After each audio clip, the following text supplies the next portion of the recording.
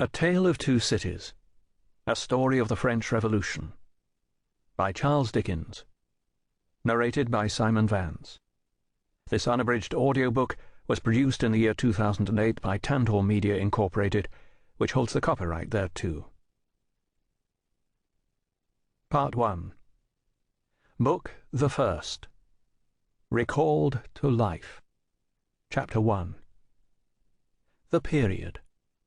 It was the best of times. It was the worst of times. It was the age of wisdom. It was the age of foolishness. It was the epoch of belief. It was the epoch of incredulity. It was the season of light. It was the season of darkness. It was the spring of hope. It was the winter of despair. We had everything before us. We had nothing before us.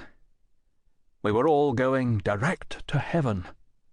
We were all going direct the other way. In short, the period was so far like the present period that some of its noisiest authorities insisted on its being received for good or for evil in the superlative degree of comparison only.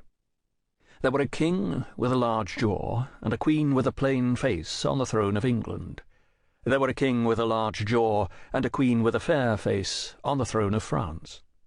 In both countries it was clearer than crystal to the lords of the state preserves of loaves and fishes that things in general were settled forever. It was the year of our Lord 1775. Spiritual revelations were conceded to England at that favoured period as at this. Mrs. Southcott had recently attained her 25th blessed birthday, of whom a prophetic private in the Life Guards had heralded the sublime appearance by announcing that arrangements were made for the swallowing up of London and Westminster. Even the Cock Lane ghost had been laid only a round dozen of years after rapping out its messages, as the spirits of this very year last past, supernaturally deficient in originality, zapped out theirs. Mere messages in the earthly order of events had lately come to the English crown and people from a congress of British subjects in America, which, strange to relate, have proved more important to the human race than any communications yet received through any of the chickens of the Cock Lane brood. France, less favoured on the whole as to matters spiritual than her sister of the shield and trident, rolled with exceeding smoothness downhill, making paper money and spending it. Under the guidance of her Christian pastors, she entertained herself besides with such humane achievements as sentencing a youth to have his hands cut off, his tongue torn out with pincers, and his body burned alive, because he had not kneeled down in the rain to do honour to a dirty procession of monks which passed within his view at a distance of some 50 or 60 yards. It is likely enough that, rooted in the woods of France and Norway, there were growing trees when that sufferer was put to death, already marked by the woodman Fate to come down and be sawn into boards to make a certain movable framework with a sack and a knife in it, terrible in history.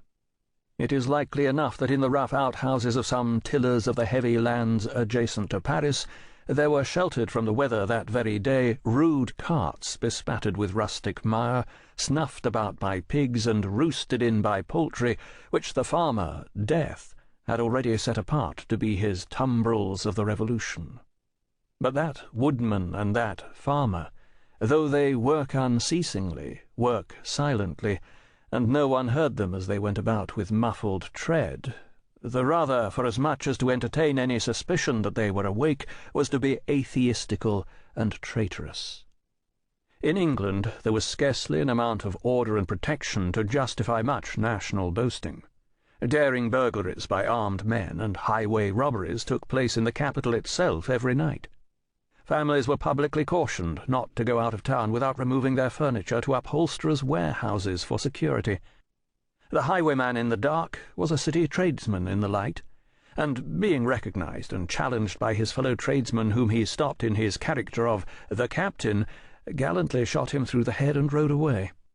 The mail was waylaid by 7 robbers, and the guard shot 3 dead, and then got shot dead himself by the other 4, in consequence of the failure of his ammunition, after which the mail was robbed in peace.